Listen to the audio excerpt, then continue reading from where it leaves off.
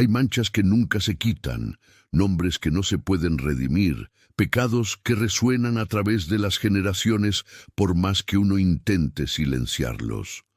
Xochitl lo aprendió a los 18 años, el día que arrastraron a su padre al cadalso, el día que don Fernando de la Casa Alcántara se arrodilló en el patio mientras todo el reino observaba, el día que el hacha cayó y su mundo se hizo pedazos. Traidor lo llamaron, desleal. Había vendido inteligencia militar a las fuerzas enemigas, le costó a Tenochtitlán cientos de vidas, casi les hizo perder la guerra. La evidencia era abrumadora, innegable, y cuando el mismo rey Ricardo leyó los cargos, Fernando ni siquiera intentó defenderse. Solo miró a Xochitl, de pie entre la multitud, con lágrimas corriendo por su rostro, y le susurró 2 palabras: lo siento. Xochitl tenía 23 años ahora, 5 años desde la ejecución de su padre, 5 años viviendo a la sombra de su traición. La corona había sido piadosa de una manera cruel. No la ejecutaron, no la exiliaron, no la despojaron por completo de su estatus noble. En cambio, la mantuvieron cerca, la observaban, un pájaro en una jaula dorada. Vivía en el castillo, técnicamente doña Xochitl de la Casa Alcántara, pero todos sabían la verdad. Era una prisionera, un remanente de traición, mantenida con vida solo porque el rey Ricardo creía que castigar a los hijos por los pecados de sus padres era bárbaro. Pero la piedad no significaba confianza, no significaba aceptación, significaba aislamiento. Los días de Xochitl seguían un patrón estricto. Se despertaba al amanecer en su pequeña habitación del 3er piso. No eran los aposentos lujosos que solían ocupar los nobles. Era, en realidad, un cuarto de servicio de 3 por 3 metros, una cama, un escritorio, una sola ventana con vista a los jardines de la cocina. Se vestía con ropa sencilla, gris o café, nada que llamara la atención.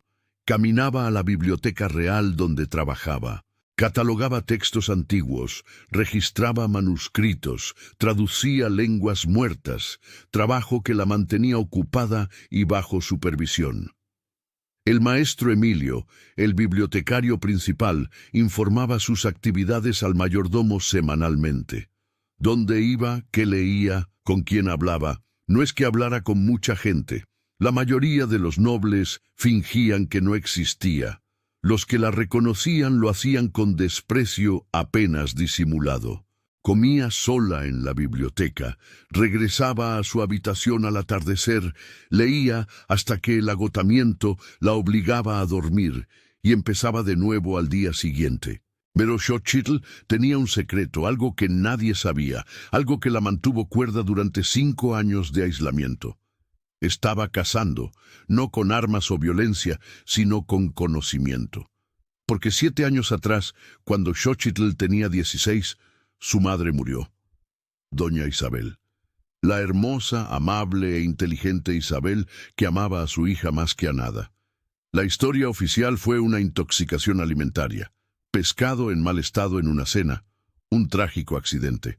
Pero Xochitl había estado allí, había visto los síntomas de su madre, las convulsiones, la forma en que su piel se ponía azul, la espuma en sus labios. Eso no era intoxicación alimentaria. Eso era veneno, veneno real, administrado deliberadamente. Y Xochitl había pasado los últimos 7 años aprendiendo todo lo que podía sobre toxinas para probarlo. La biblioteca albergaba miles de textos, muchos olvidados, juntando polvo en rincones donde nadie miraba. Tratados médicos de siglos pasados, estudios alquímicos, guías de herbolarios. Xochitl los leyó todos, los memorizó. Tenía el tipo de mente que absorbía información y nunca la soltaba. Recuerdo perfecto. Memoria fotográfica. Sus tutores la habían llamado un don cuando era joven. Ahora era un arma. Conocía 347 venenos diferentes por nombre. Podía identificar la mayoría por el olor, el color o el efecto. Sabía cuáles eran de acción rápida y cuáles tardaban días, cuáles dejaban rastros y cuáles desaparecían, cuáles tenían antídotos y cuáles eran sentencias de muerte. Todo porque necesitaba saber qué mató a su madre y, más importante aún, quién la mató. Su investigación no había llevado a ninguna parte durante años, sin pruebas, sin testigos. Los sirvientes que habían estado en esa cena fueron despedidos o habían muerto. La comida había sido desechada, los platos lavados. Era como si alguien hubiera borrado cada rastro deliberadamente. Pero Xochitl siguió buscando, siguió aprendiendo, porque la alternativa era aceptar que la muerte de su madre no tenía sentido, era aleatoria, y Xochitl no podía vivir con eso. Así que estudió, esperó y observó. Y cuando llegó la invitación para el banquete de la victoria, supo que no podía negarse. Aunque cada instinto le decía que permaneciera oculta, la guerra había terminado. 3 brutales años de lucha contra el reino de Tlatelolco. Miles de muertos en ambos lados. Pero Tenochtitlán había ganado. El rey Ricardo había liderado personalmente a sus fuerzas. Un rey licántropo de 2,10 metros de altura que podía transformarse en un lobo del tamaño de un caballo pequeño, con ojos dorados que veían en la oscuridad y una fuerza que podía romper la piedra. Era una leyenda, había gobernado durante 340 años. Nunca tomó reina, nunca mostró debilidad. Y ahora celebraba la victoria con un banquete que requería la asistencia de todo noble residente en el castillo, incluidas las hijas en desgracia de traidores ejecutados. El mayordomo entregó la citación él mismo. Toda la nobleza debía asistir, sin excepciones. El protocolo lo exigía. Xochitl había querido negarse, pero negarse significaba llamar la atención, significaba preguntas. Así que aceptó y pasó 3 días temiéndolo. El banquete se celebró en el gran salón, un espacio tan grande que podía albergar cómodamente a 1000 personas.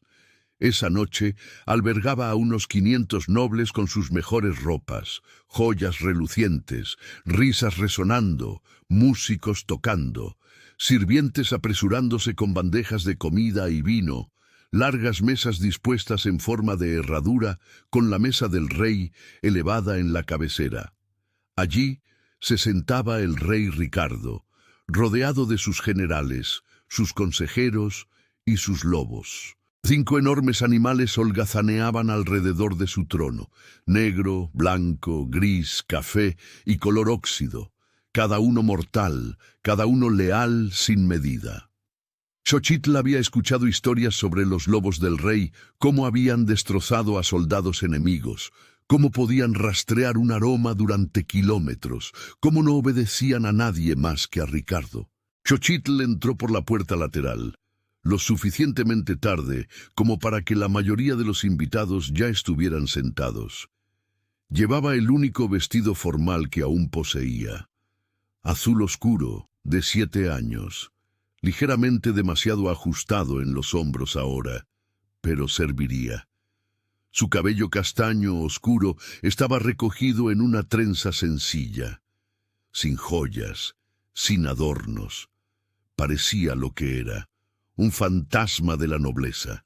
Encontró su asiento asignado lejos de la mesa del rey, al final de la última fila, prácticamente en el área de los sirvientes. Los nobles cercanos no la reconocieron. Una mujer incluso movió su silla más lejos. Xochitl se sentó y se hizo pequeña, invisible, como había aprendido a ser. El banquete comenzó. Plato tras plato de comida elaborada, carnes asadas, pan fresco, frutas exóticas. Xochitl picoteó su plato. Había perdido el apetito hacía años. Comer era solo combustible ahora, supervivencia.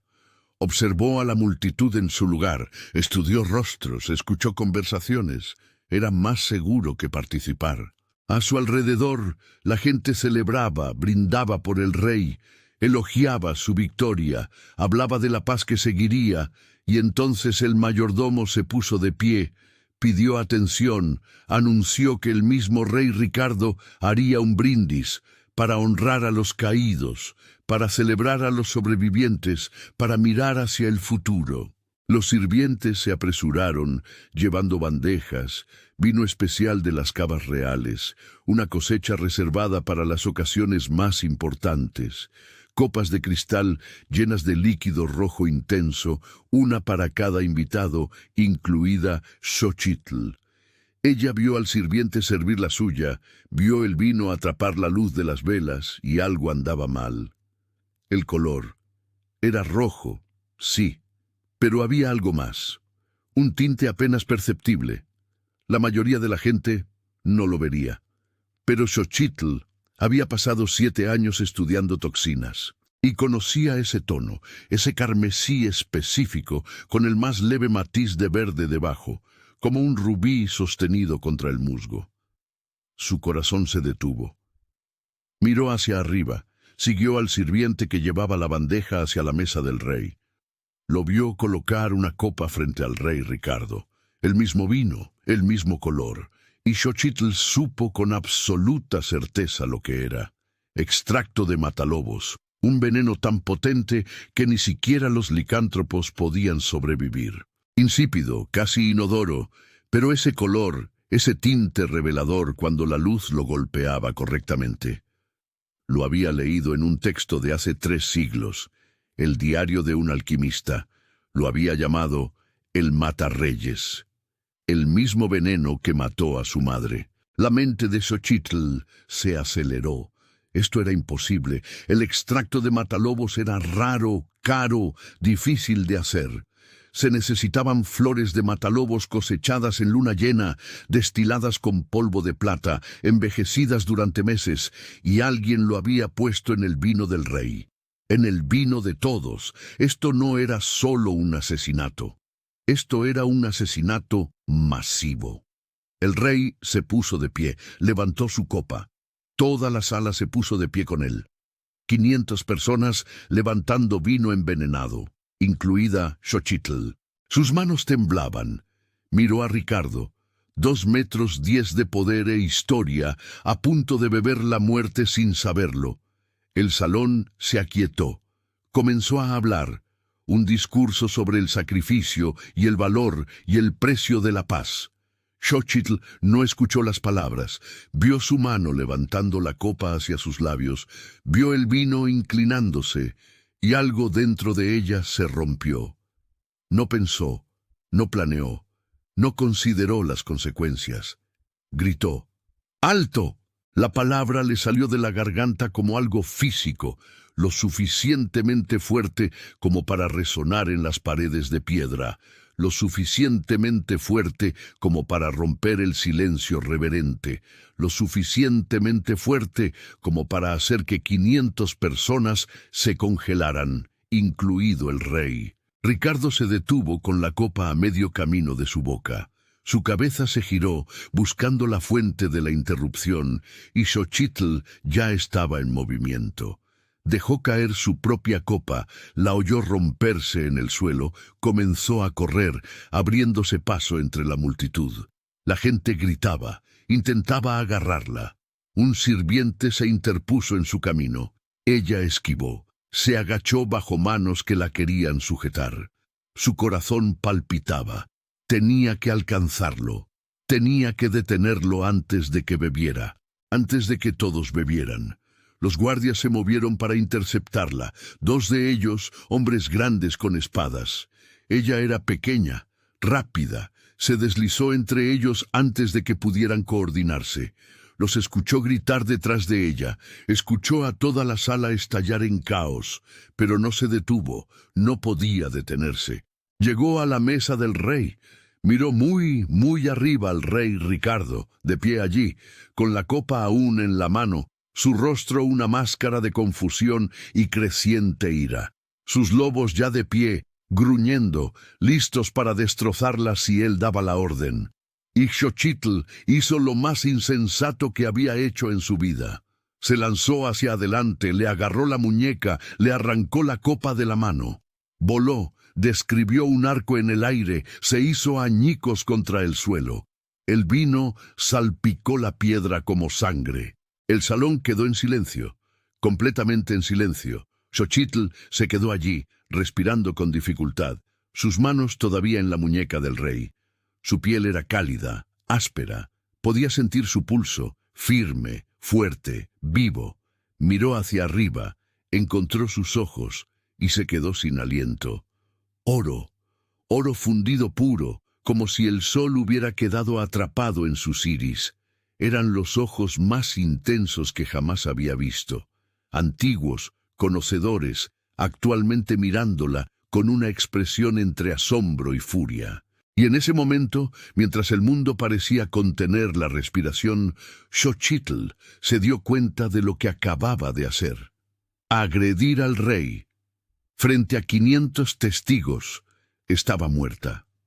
Absolutamente muerta. Pero no podía arrepentirse porque él estaba vivo.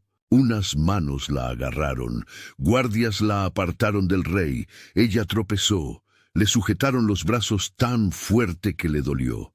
El rey no se había movido, no había apartado la mirada, todavía la miraba, a su rostro, a sus ojos.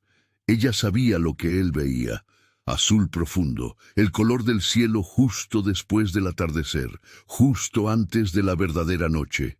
Su madre los había llamado ojos del crepúsculo, decía que eran especiales. En ese momento solo se sentían como objetivos. El salón estalló en voces, nobles gritando, exigiendo su arresto, su ejecución. El general Héctor, un hombre con cicatrices que había servido a Ricardo durante décadas, dio un paso al frente. Su rostro estaba torcido por la rabia. Esa es Xochitl Alcántara, la hija de Fernando, la descendiente del traidor.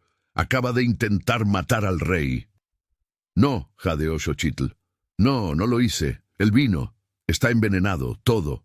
No dejen que nadie beba. ¿Envenenado? La risa de Héctor fue fea. Una mentira conveniente. Probablemente lo envenenó usted misma, igual que su padre, jugando a dos bandos. Mi padre fue un traidor, yo no lo soy. Xochitl miró a Ricardo. Él todavía no se había movido. Todavía no había apartado la mirada. El vino es extracto de matalobos. Reconozco el color, la forma en que atrapa la luz. Matará a los licántropos en minutos, a los humanos en segundos. Pruébenlo, verán que tengo razón. ¿Cómo sabría usted qué aspecto tiene el matalobos?, exigió Héctor, a menos que lo haya usado antes. Porque he estudiado venenos durante 7 años, porque eso fue lo que mató a mi madre y he estado tratando de probarlo desde entonces. Respiraba con dificultad. Le dolían los brazos, donde la sostenían los guardias, pero mantuvo la mirada de Ricardo. Por favor, prueben el vino antes de que alguien lo beba. Ricardo finalmente se movió. Miró el vino derramado, la copa rota. Volvió a mirar a Xochitl. Su expresión era ilegible. «Guardias», dijo. Su voz era profunda, resonante, el tipo de voz que comanda ejércitos. Llévenla a la cámara de detención, no a las mazmorras, a un lugar donde pueda interrogarla apropiadamente. Miró a su sanador principal que estaba cerca. «Maestro Diego, pruebe el vino, todo. Quiero resultados en 1 hora». Los guardias arrastraron a Xochitl. No se resistió. Lo último que vio antes de que la sacaran por la puerta fue al rey Ricardo aún observándola, esos ojos dorados siguiendo su movimiento. Y algo en su expresión había cambiado. Ya no era ira, algo más, algo que no podía identificar. Curiosidad quizás, o reconocimiento. No lo sabía, no tuvo tiempo de procesarlo. La llevaron por pasillos, a través de puertas, a una pequeña habitación de piedra con una mesa y 2 sillas. No era una celda, más bien una sala de interrogatorios. La empujaron a una silla, le ataron las muñecas a los reposabrazos, se fueron sin decir una palabra, y Xochitl se quedó allí sola, la adrenalina bajando, la realidad asentándose. Acababa de agredir al rey. Incluso si tenía razón sobre el veneno, incluso si le había salvado la vida, había cometido un acto imperdonable. Y era la hija de un traidor. Nadie le creería, nadie la defendería. Estaba muerta. Solo no sabía cómo todavía. El tiempo pasó. Podrían haber sido minutos u horas. No podía saberlo.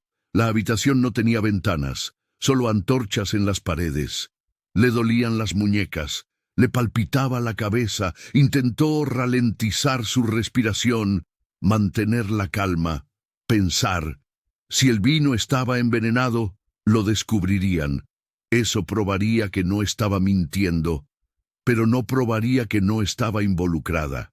Por lo que todos sabían, ella misma lo había envenenado y luego había orquestado un rescate dramático para ganar confianza. Táctica clásica de infiltración. Su padre había hecho cosas peores. ¿Por qué ella no? La lógica era sólida. Ella pensaría lo mismo en su posición, lo que significaba que necesitaba pruebas, una prueba de que no estaba involucrada. Pero ¿cómo? Había estado sola la mayor parte del tiempo, sin coartadas, sin testigos de sus actividades, solo años de lectura en una biblioteca vacía, años de aislamiento, años de ser invisible, y ahora de repente muy, muy visible. La puerta se abrió, la cabeza de Xochitl se levantó, el rey Ricardo entró solo, sin guardias, sin consejeros, solo él y sus lobos. Los 5 lo siguieron. Colmillo, el negro con cicatrices en el hocico, escarcha, blanco puro con ojos azul hielo, ceniza, color óxido con una oreja rasgada, acero, gris como la piedra con una complexión masiva, y cuervo, el más pequeño pero el más rápido, negro con manchas marrones. Se dispersaron por la habitación, observándola, evaluándola. Ricardo cerró la puerta detrás de él, miró a Xochitl atada a la silla. Era aún más imponente de cerca, 2,10 metros de altura, hombros anchos, cabello largo y oscuro, recogido con una correa de cuero, barba bien recortada, vestido de cuero y acero como una segunda piel. Se movía como la violencia a punto de estallar, pero sus ojos, esos ojos dorados, estaban tranquilos, calculadores. Curioso, sacó la otra silla, se sentó, se recostó, cruzó los brazos, la estudió en silencio. Xochitl mantuvo su mirada negándose a apartarla. Si iba a morir, lo haría con dignidad. Sé que tenía razón sobre el veneno. Eso no significa que no lo haya puesto usted misma. ¿Por qué lo haría? Si lo quisiera muerto, ¿por qué advertirle? ¿Por qué hacer una escena? Pude haber dejado que bebiera y muriera con todos los demás, culpar a otra persona después, a menos que quisiera ser vista como una heroína, ganar mi confianza, acercarme a mí, terminar lo que su padre empezó. La voz de Ricardo era uniforme, no acusatoria, solo exponiendo posibilidades. Es lo que yo haría si quisiera infiltrarme en un reino, crear una crisis, resolverla, volverme indispensable. La mandíbula de Xochitl se apretó. No envenené a nadie. Lo reconocí porque he pasado 7 años estudiando toxinas, porque mi madre fue asesinada con extracto de matalobos hace 7 años y nadie me creyó. Lo llamaron intoxicación alimentaria, un accidente, pero yo estuve allí, vi cómo murió y he estado investigando desde entonces, tratando de probarlo. Esta noche, cuando vi ese color en el vino, lo supe, y no pude permitir que volviera a suceder. La expresión de Ricardo no cambió. ¿Por qué no denunció el asesinato de su madre si estaba tan segura? Tenía 16 años, era una niña, la hija de un señor sospechoso de traición. ¿Quién me creería? Miró sus muñecas atadas. Después de la ejecución de mi padre, no tenía credibilidad, ni poder, ni voz. Me mantuvieron con vida como un acto de misericordia, pero me trataron como a una prisionera. ¿Qué iba a hacer? ¿Marcha a su sala del trono y exigir una investigación? Se habría reído de mí. Quizás, quizás no. Ricardo se inclinó hacia adelante, los codos sobre las rodillas.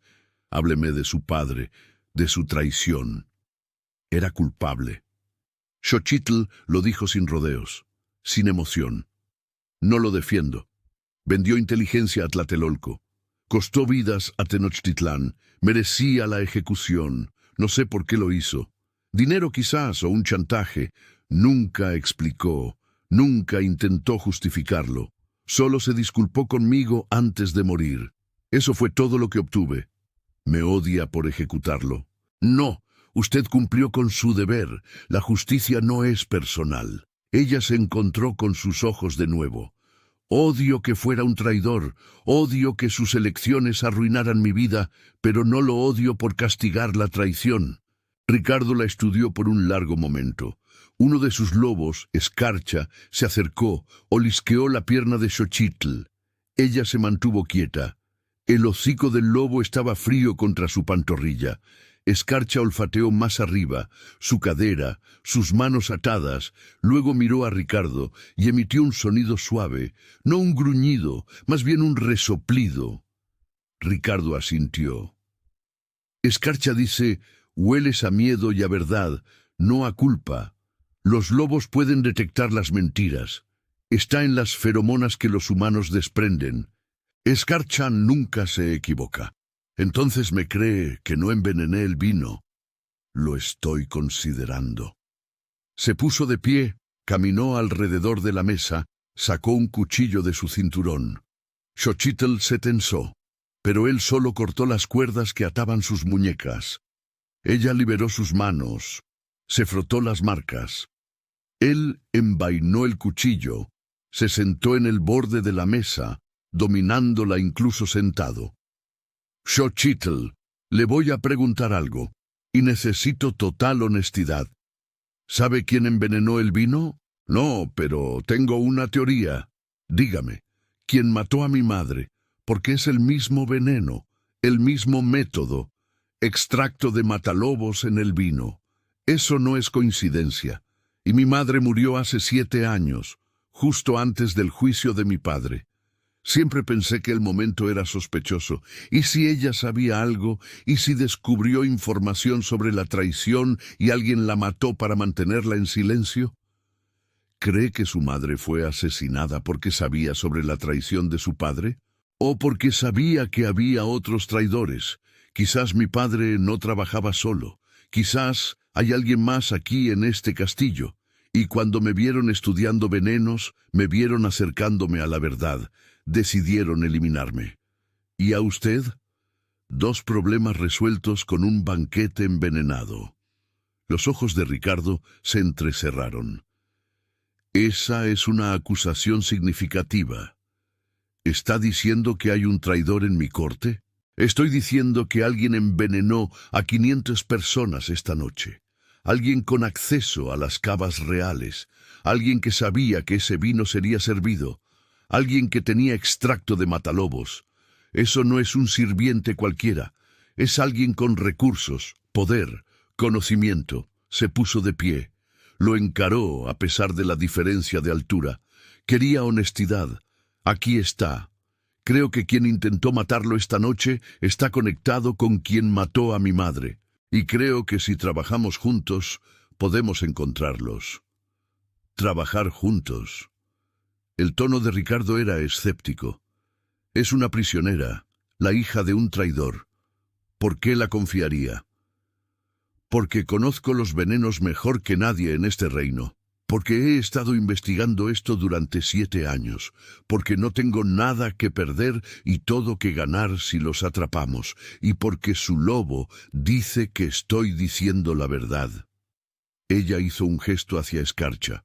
¿Eso sucede a menudo? ¿Lobos que avalan a prisioneros? No, admitió Ricardo. No sucede. Se levantó de la mesa, comenzó a pasear. Sus lobos lo observaban, esperando una indicación. Si hago esto, si la dejo ayudar a investigar, Estará bajo supervisión constante, no irá a ninguna parte sola, reportará todo, y si descubro que miente, si esto es una trampa elaborada, la ejecutaré yo mismo, sin juicio, sin piedad. ¿Entendido? Entendido. El corazón de Xochitl se aceleraba. No podía creer que esto estuviera sucediendo. El rey realmente la estaba escuchando, realmente estaba considerando su teoría. Después de 5 años de ser invisible, de repente importaba. De repente tenía la oportunidad de demostrar que la muerte de su madre no fue aleatoria, de limpiar su propio nombre, de quizás, posiblemente, sobrevivir a esto. ¿Qué necesita que haga? Primero cuénteme todo lo que sabe sobre el extracto de matalobos. ¿Cómo se hace? ¿De dónde viene? ¿Quién podría obtenerlo? Luego comenzaremos a revisar registros, manifiestos de suministro, transacciones financieras. ¿Alguien compró o hizo ese veneno? Vamos a averiguar quién. Durante las siguientes 3 semanas, el mundo de Xochitl se transformó. Se mudó de su pequeña habitación a una mejor, aún vigilada, pero más grande y con muebles de verdad. Se le dio acceso a los archivos reales, décadas de registros financieros, manifiestos de suministro, acuerdos comerciales.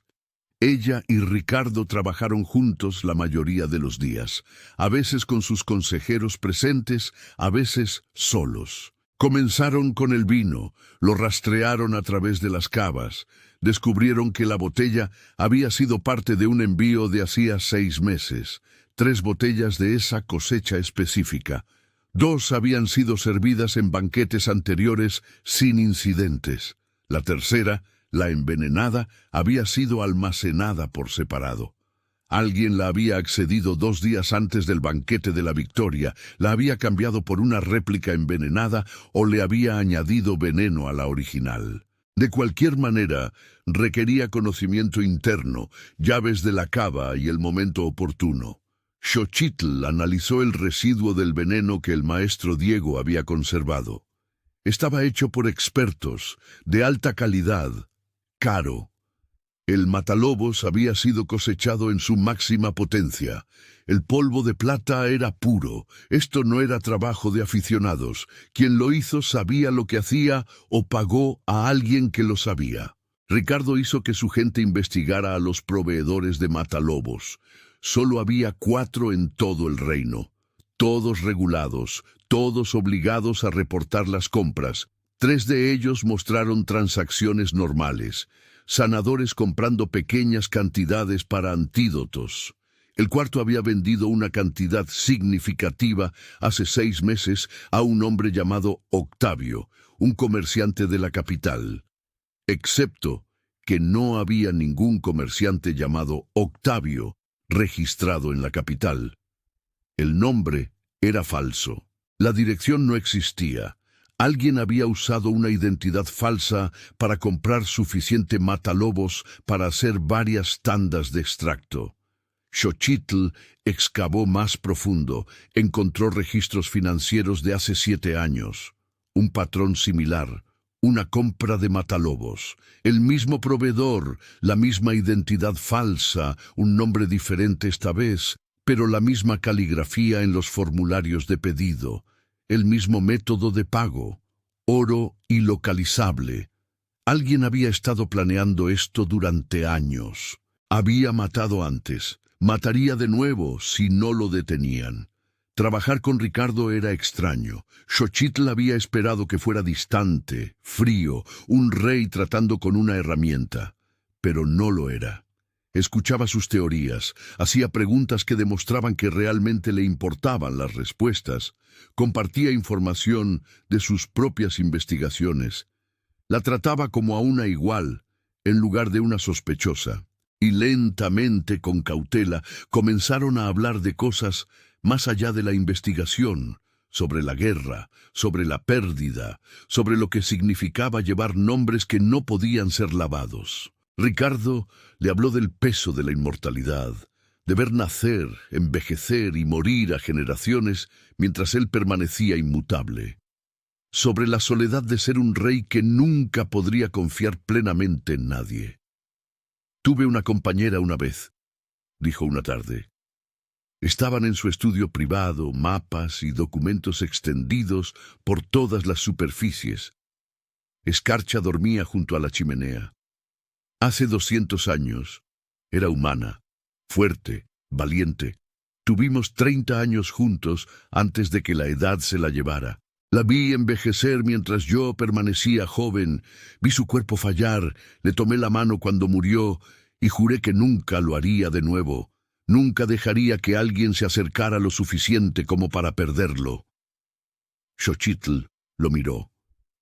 ¿En serio? Miró las líneas alrededor de sus ojos que no tenían nada que ver con la edad y todo que ver con el dolor. Eso suena a soledad.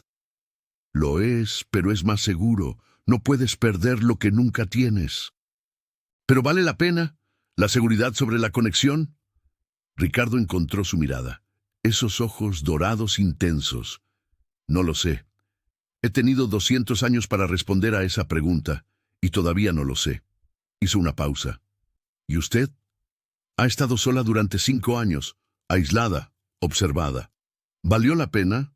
¿La seguridad del silencio sobre el riesgo de acercarse? No tuve elección. La voz de Xochitl era tranquila. Nadie quería escuchar lo que tenía que decir. A nadie le importaba la hija de un traidor. Así que sí, elegí el silencio porque gritar en el vacío no cambia nada. Usted gritó en el banquete. Eso cambió todo. Ella sonrió ligeramente. Eso fue desesperación, no valentía. A veces son lo mismo. Sus ojos se mantuvieron un momento más de lo necesario. Xochitl sintió que algo cambiaba. Una conexión que se formaba, frágil pero real. Había pasado 5 años invisible, y ahora este rey antiguo y poderoso la estaba viendo, realmente viéndola, no solo como una herramienta o una sospechosa, sino como una persona, alguien con pensamientos y miedos y valor. Era embriagador y aterrador, porque ella sabía que era mejor no apegarse. Sabía que era mejor no tener esperanzas. La esperanza llevaba a la decepción. La conexión llevaba a la pérdida. Había aprendido esa lección demasiadas veces, pero aún así, cuando Ricardo sonreía ante algo que ella decía, cuando le pedía su opinión sobre asuntos de Estado, cuando sus lobos aceptaban su presencia y Escarcha comenzó a dormir fuera de su puerta. Cuando él le tocó la mano brevemente al buscar un documento y el contacto le envió electricidad, ella sintió esperanza de todos modos. Esperanza insensata y peligrosa. La investigación continuó. Redujeron el número de sospechosos, cualquiera con acceso a las cavas de vino, cualquiera con recursos financieros para comprar veneno, cualquiera con motivos. La lista era larga al principio. Más de 40 personas. Pero Xochitl fue metódica. Cruzó referencias, eliminó, buscó patrones y encontró algo interesante. 3 miembros del Consejo del Rey habían votado por la ejecución de don Fernando con una rapidez inusual. Antes de que la investigación estuviera completa, antes de que se reunieran todas las pruebas, como si lo quisieran muerto rápidamente, antes de que pudiera decir demasiado. El general Héctor era uno de ellos. Había perdido a su hermano en una batalla donde la traición de Fernando costó vidas. Su voto tenía sentido, pero los otros 2, don Javier, maestro de comercio, y don Octavio, maestro de finanzas, ¿por qué habían estado tan ansiosos? ¿Qué ganaron? Y Xochitl le presentó esto a Ricardo. Deberíamos investigarlos, sus finanzas, sus conexiones, ver si hay algo sospechoso. Octavio ha servido a mi padre y a mi abuelo, dijo Ricardo. Ha estado en el consejo durante 60 años. ¿Por qué se volvería traidor ahora? Quizás siempre lo ha sido. Quizás trabajaba con mi padre o usaba a mi padre. Sacó documentos. Mire estos acuerdos comerciales de hace 8 años, justo antes de que comenzara la guerra. Octavio los negoció. Le dieron a Tlatelolco acceso a ciertos puertos, ciertas rutas. En ese momento parecía razonable, pero en retrospectiva les dio ventajas estratégicas. ¿Y si no fue incompetencia? ¿Y si fue deliberado? Esa es una acusación seria. Lo sé, pero alguien intentó matarlo a usted y a mi madre, y probablemente también a mi padre. ¿Y si Fernando no fue el cerebro? ¿Y si trabajaba para alguien y lo atraparon? ¿Y si lo mataron para silenciarlo y mataron a mi madre porque se estaba acercando demasiado a la verdad? Ricardo estudió los documentos. Luego asintió. Investigaremos, en secreto. Octavio no puede saber que estamos investigando, tampoco Javier. Si son inocentes no hay daño. Si son culpables, necesitamos pruebas antes de actuar. Trabajaron en secreto después de eso, excavando décadas de registros financieros, siguiendo rastros de dinero. El don de Xochitl para los patrones resultó invaluable. Encontró discrepancias, pagos que no coincidían con manifiestos, oro moviéndose en direcciones extrañas. El nombre de Octavio apareció una y otra vez. Pequeñas inconsistencias, nada procesable por sí solo, pero juntas pintaban un cuadro. Y cuando Xochitl encontró un registro de pago de hace 7 años, un pago a un alquimista sin licencia por servicios prestados. La cantidad era enorme. El momento era perfecto. 2 semanas antes de que su madre muriera, y la caligrafía, aunque disfrazada, tenía los mismos patrones de presión, los mismos trazos de pluma. Es su caligrafía, don Octavio. Él es el traidor. Xochitl se lo mostró a Ricardo. Su rostro se puso frío y duro. Esto es la prueba. La miró. Lo encontró. Después de 7 años, encontró al hombre que mató a su madre e intentó matarme. No olvide esa parte. No lo haré. Se puso de pie, comenzó a pasear. Sus lobos sintieron su agitación, se pusieron de pie. Necesitamos ser cuidadosos. Octavio es inteligente, tiene conexiones. Si lo acusamos sin pruebas abrumadoras, desaparecerá, o peor aún, pondrá al consejo en nuestra contra. Necesitamos forzar su mano, hacer que se rebele. ¿Cómo? Pondremos una trampa. La trampa fue elaborada. Ricardo anunció una reunión privada del consejo, un grupo pequeño, solo su círculo íntimo, incluido Octavio. El tema: investigar el envenenamiento. Ricardo dijo que tenía una pista, un sospechoso, y quería la opinión del consejo antes de hacer arrestos. Octavio tendría que asistir, tendría que reaccionar, y Xochitl estaría observando, escondida detrás de una mampara en la esquina de la habitación, observando, registrando reacciones. Se prepararon cuidadosamente, instalaron la sala de reuniones con mapas y documentos, algunos reales, algunos falsos, diseñados para hacer que Octavio pensara que estaban buscando en la dirección equivocada, lejos de él. Llegó el día de la reunión. Xochitl se colocó detrás de la mampara de madera tallada. Podía ver a través de los agujeros decorativos, pero no podía ser vista. El consejo entró. Ricardo se sentó a la cabecera de la mesa, sus lobos a su alrededor. Héctor, Javier, Octavio, doña Laura, quien manejaba las relaciones diplomáticas, el maestro Emilio de la biblioteca, don Ramiro, quien comandaba la guardia de la ciudad, 8 personas en total, todos consejeros de confianza, uno de ellos un asesino. Ricardo dio inicio a la reunión, comenzó su presentación. Alguien en este castillo intentó matarme, y basándome en la investigación, creo que fue alguien con conocimiento interno, alguien que ha estado aquí mucho tiempo, alguien en quien confié. La sala se tensó. ¿Quién?, exigió Héctor. Dígame un nombre. Aún no. Ricardo sacó documentos. Estos son registros financieros, muestran pagos irregulares, transacciones sospechosas, oro moviéndose por canales que no debería. Los extendió sobre la mesa. Necesito su ayuda para interpretarlos, particularmente usted, Octavio, ya que maneja las finanzas reales. Xochitl observó a Octavio cuidadosamente. Tenía 60 años, cabello gris, digno. Había servido a la corona durante décadas, respetado por todos. Se inclinó hacia adelante, examinó los documentos. Su rostro no mostraba nada, solo interés profesional. Pero Xochitl notó sus manos, la forma en que sus dedos presionaban con demasiada fuerza los papeles, la forma en que su respiración cambiaba. Sutil, pero ahí estaba. «Estos parecen gastos estándar», dijo Octavio suavemente.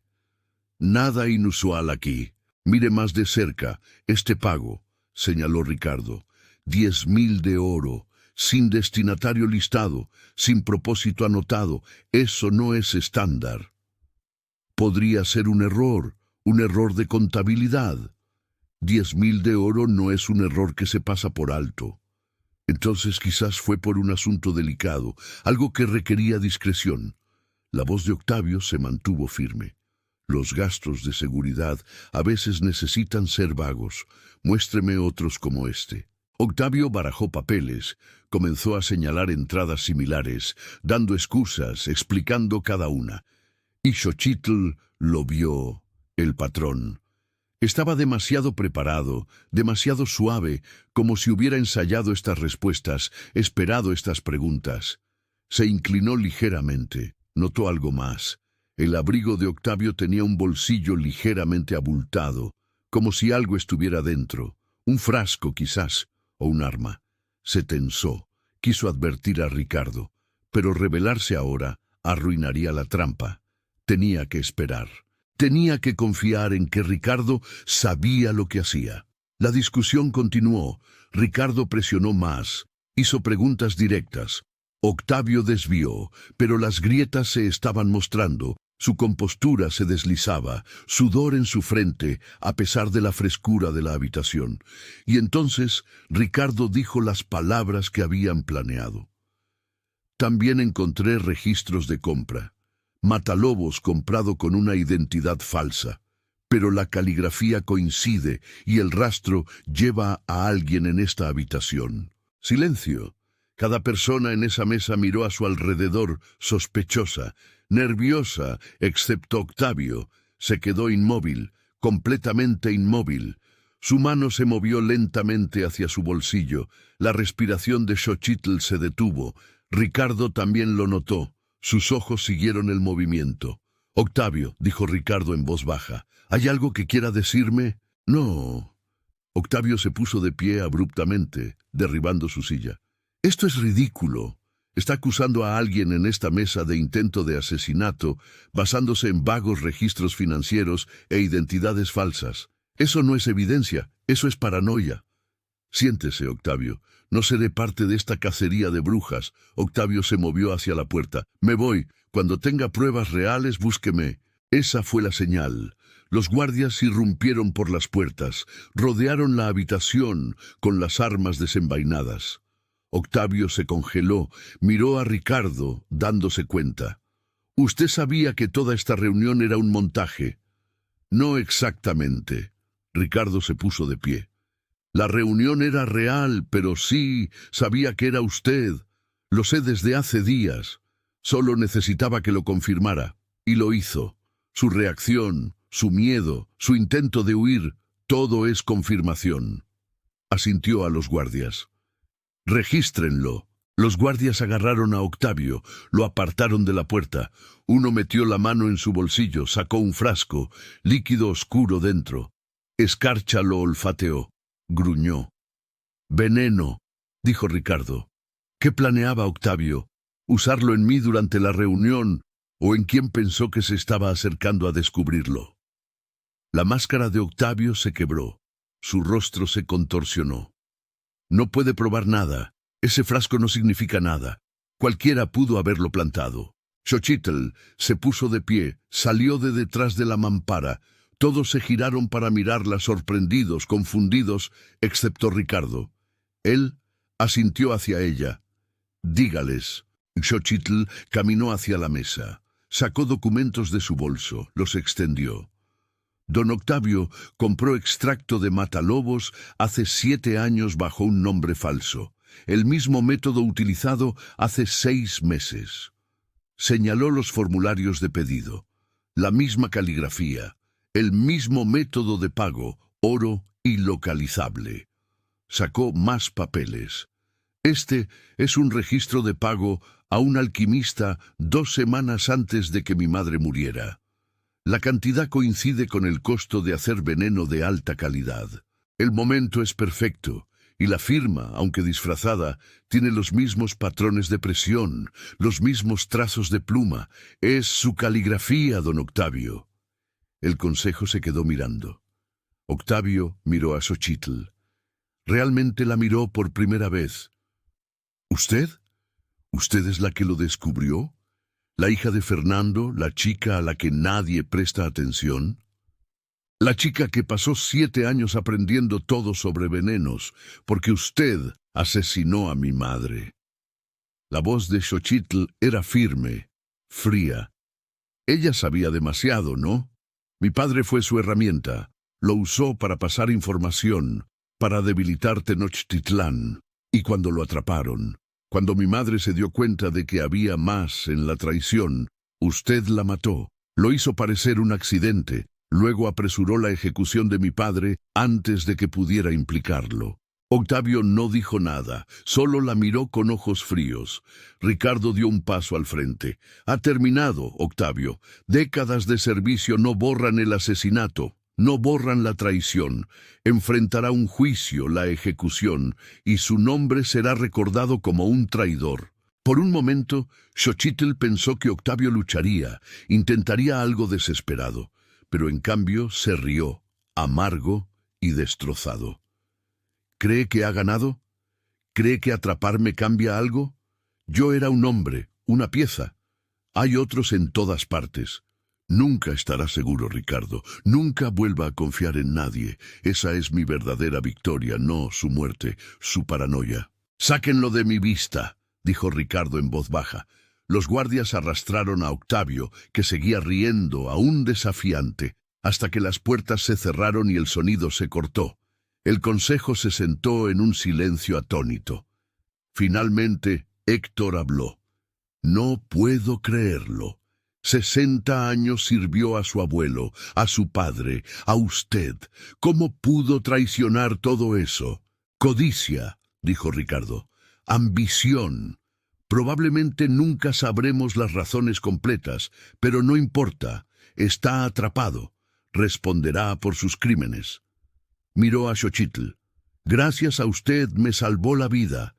Encontró a un traidor que se había ocultado durante décadas. Demostró que la muerte de su madre no fue un accidente. Usted hizo en 3 semanas lo que nadie más pudo hacer en 7 años». Xochitl sintió que las lágrimas le picaban los ojos. Las contuvo. «No lo hice sola. Usted confió en mí, me escuchó, me dio una oportunidad cuando nadie más lo haría. Eso importa más de lo que sabe». El juicio se llevó a cabo 2 semanas después. Público, transparente. Octavio confesó todo. Asesinatos, traición, décadas de venta de información, trabajando con Tlatelolco, usando a Fernando como chivo expiatorio. No mostró remordimiento, ni arrepentimiento, solo fría calculadora. Fue ejecutado de la misma manera que Fernando, hacha en el patio.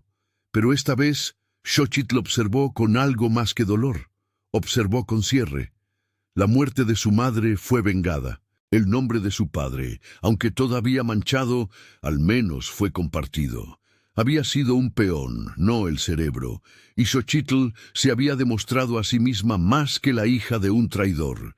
Era una mujer que veía la verdad cuando otros veían mentiras, que gritaba cuando se esperaba silencio, que salvó a un rey. Después de la ejecución, Ricardo la encontró en la biblioteca, su antiguo lugar de trabajo.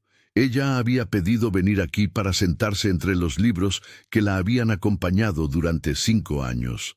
Él se sentó a su lado, en silencio por un momento. Luego dijo: «El Consejo quiere restaurar el estatus completo de su familia, devolverle sus tierras, sus títulos, darle todo lo que se le quitó cuando su padre cayó. Xochitl lo miró. ¿Y usted qué quiere? Quiero que se quede aquí en el castillo, no como prisionera o sospechosa vigilada, sino como miembro de mi corte. Tiene un don para la investigación, para ver patrones, para encontrar la verdad. Necesito eso. El reino necesita eso. Le tomó la mano. Y la necesito a usted. No por sus habilidades, sino porque en algún momento de las últimas 3 semanas comencé a preocuparme por su opinión, su compañía, su risa, la forma en que discute conmigo, la forma en que no tiene miedo de decirme que me equivoco.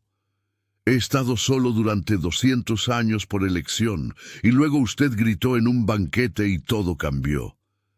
El corazón de Xochitl se aceleró. ¿Me está pidiendo que me quede? Le estoy pidiendo que me dé una oportunidad para ver si esta conexión que tenemos es real, para ver si, quizás, posiblemente, podríamos construir algo. Sonrió ligeramente. Sé que soy antiguo, tengo cicatrices, soy un rey con muchos problemas, pero usted es brillante, valiente y me ve como algo más que mi título. Eso es raro, precioso, y no quiero perderlo. Xochitl le apretó la mano. Me quedaré, no por títulos ni estatus, sino porque tiene razón. Esto es real, y quiero ver a dónde nos lleva. Se casaron 6 meses después, no una gran boda política.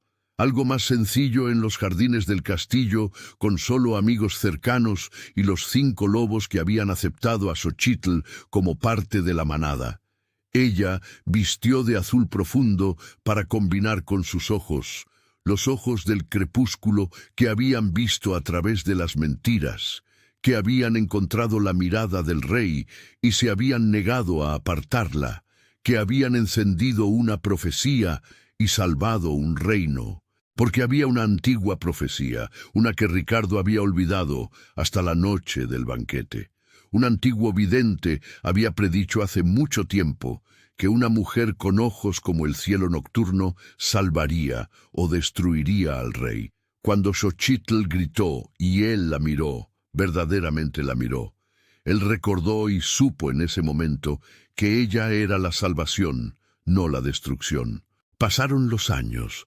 Xochitl estableció una rama de investigación dentro de la corte real, entrenó a otros en sus métodos, resolvió casos, descubrió corrupción, se hizo conocida como la buscadora de la verdad, la mujer que veía lo que otros pasaban por alto. Nunca olvidó a su madre, nunca dejó de honrar su memoria, pero avanzó, construyó una vida que era suya, no definida por el pecado de su padre. Y Ricardo, que había estado solo durante siglos, aprendió lo que significaba tener una compañera, alguien que lo desafiaba, lo apoyaba, lo amaba, no a pesar de su edad, sino por quien se había convertido a través de ella. No tuvieron una vida perfecta.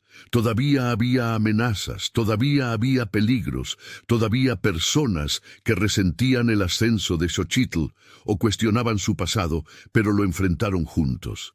El rey antiguo y la mujer que gritó cuando todos los demás se quedaron en silencio.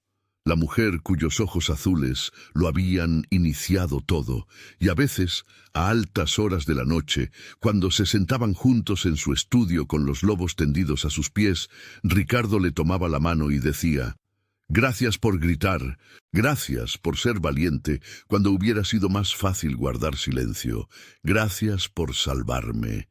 Y Xochitl sonreía y decía: «Gracias por escuchar, por verme, por darle a la hija de un traidor la oportunidad de demostrar que era más que los errores de su padre».